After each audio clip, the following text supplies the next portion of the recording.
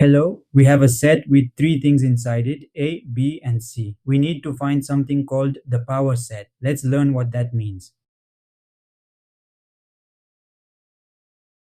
A power set is like a big box. Inside this big box, we put every small group we can make from our set. We also put the empty group and the full group inside.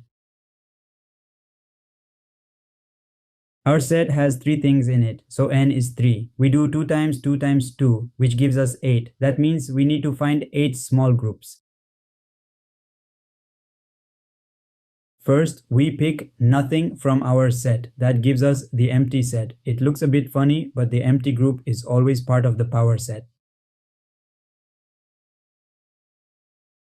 Now we pick just one thing at a time. We can pick only A or only B or only C. That gives us 3 small groups. Now we pick two things at a time. We can pick A and B together, or A and C together, or B and C together. That gives us 3 more groups. Last, we pick all 3 things together. That gives us the full set back. The full set is always part of the power set too.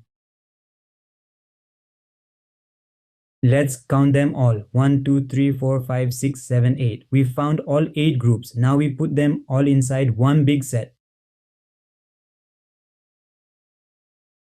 Great job. Here is our answer. The power set has 8 members inside it. We found every little group we could make from A, B, and C, starting from nothing all the way to the full set.